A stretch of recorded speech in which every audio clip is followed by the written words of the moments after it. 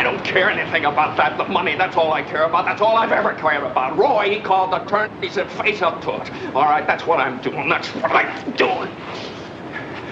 Maybe I don't fit your ideas of me, but that's the way I am. So Anthony Mann and James Stewart made 8 films altogether. 5 of them were westerns, the best of which probably has to be 1950s Winchester 73. But my personal favourite of which I think has to be 53's The Naked Spur. This film had a lasting impression on me really, because before I'd watched it, my image of James Stewart was a good all-American guy, you know, always passionate about doing the right things. And here all of a sudden he was something quite different. Here he plays an unforgiving, single-minded bounty hunter. He's the quote-unquote hero of the piece, and in a film populated almost entirely with slimy villains, Stewart himself wasn't really too far behind them. Let's take a look.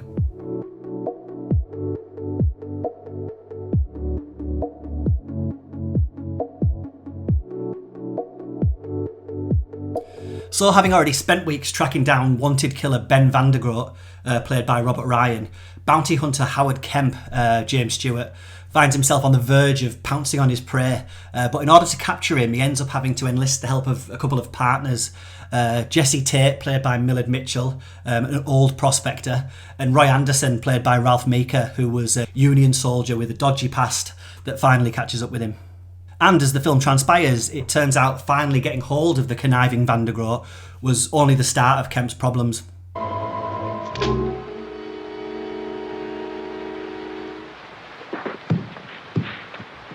No, ain't that the way? Man gets set for trouble head on and it sneaks up behind him every time.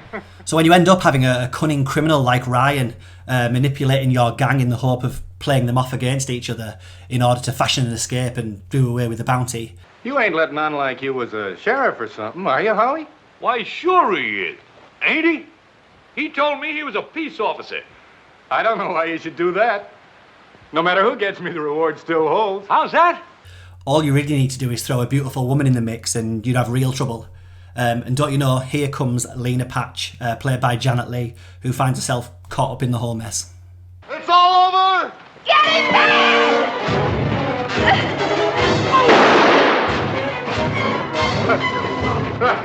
Now the plot here probably isn't the most original, but Anthony Mann coaxes a performance out of James Stewart, as here he plays a man psychologically damaged by his past, full of anger and betrayal and ready to do whatever it takes to get back some of his lost life. Now this is one of James Stewart's first darker roles. I love hearing his voice, that distinctive voice, kind of breaking and crackling under the pressure and the cost of bringing Ryan to justice, especially as it becomes harder and harder for him to accept trading a man's life, even this slime ball, for a sack of money. Cut him loose, Howie! I'm taking him back. This is what I came after, and now I got it. No partners like I started. Now, before I chat about the rest of the cast, I have to give props to Mann for filming The Naked Spur almost entirely on location in the Rocky Mountains. It gives the film a sense of realism which you don't always get in westerns, certainly of this time. And I think that sense of realism spreads throughout the film, from the characters' attitudes and actions. Even when someone gets hurt in a Mann film, you know he's hurt. And when Stewart gets shot in the leg early on, he limps and suffers throughout the rest of the film. He doesn't just shrug it off action hero style. Now this is a tight 90-minute western that, despite mostly relying on the psychological interplay between its cast, does have some great action set pieces that pick up the pace when needed. An early rock slide ambush attempt is well staged. Look out, Ryan!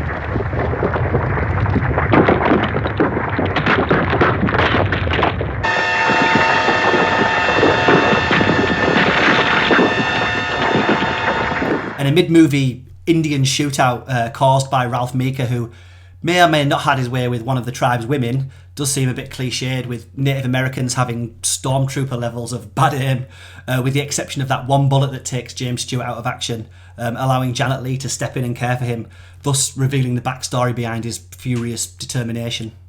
When he marched off to preserve the Union, he signed over his ranch to this gal so she could work it legal. Guess what? Come back to find out she'd sold it. Used the money to run off with another fella. It's nothing to laugh at. And a brilliantly shot and brilliantly tense river rapids showdown, soundtracked only by the roaring water, is a favourite scene of mine, in any western really.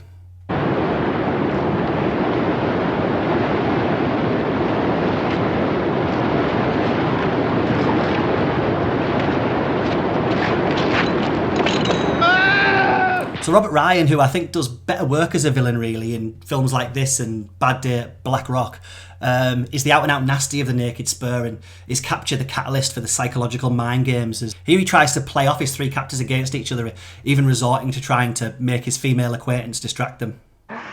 And you gotta help me. I've already scratched open a sore spot over that reward. The longer we ride, the more things that can happen. That's the fight. Are you listening? And speaking of which, a very young-looking Janet Leigh, already a dozen films into her career, yet still 7 years away from taking her last ever shower at the Bates Motel, is the only character who doesn't seem to have an angle. She's Robert Ryan's girl, as far as Ryan is concerned anyway, but if you think she's not going to end up smooching James Stewart, you'd probably be mistaken. I've seen him with women. He'll look and think, and then he'll reach out and take. And the way things are, who's going to stop him? Me. An old prospector Tate is played by Millard Mitchell in a bit of a, well, I'll be cliched role. But you do see a glint in his eye whenever gold is mentioned, as allegiance is lying wherever the money is. So let's get at it. You tell me where to dig, and I'll see that your gal is provided for. Don't try to horse trade me, Jesse. I ain't going to tell you where my gold is, but I'll show you. And finally, Ralph Meeker as disgraced soldier Roy Anderson, whose previously mentioned misadventures with a Native American girl have sent him on the run. He's certainly not to be trusted around Janet Leigh, or any of the gang for that matter. Seems this chief's daughter fell into some trouble with a handsome young army lieutenant, and... well, you know how it is. The army never did understand me. Yeah. And these 5 misfits make up the entire cast. If you don't count the tribe of Blackfeet Indians. Out of all of them, there's no clear identifiable hero, really. Stewart is a driven, rage-filled man who's showing signs of mental instability, to be honest. Meeker's the vain, immoral criminal, and old Millard Mitchell's the sly, gold-hungry opportunist. Robert Ryan's almost the anti-hero, all smiles and affability until his moment arrives. You might say I come to no good.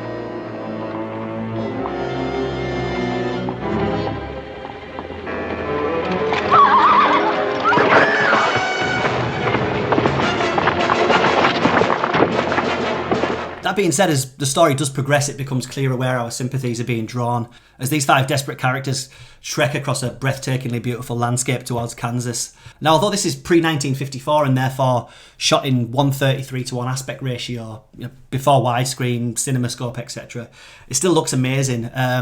Whether shooting in dusty, rocky cliff slides, dense forests, or deafening river rapids. I mean, great and grand vistas can be found in many westerns, of course, as can deeply flawed and damaged characters, gunfights and double-crossing, but not many westerns manage to fuse them all together as well as 53's The Naked Spur. Go check it out. Oh, quit acting like we was friends. Maybe we sat down at the same card game once or twice, but that don't mean dirt to me now. You shot a man in the back and I'm taking you in to hang for it.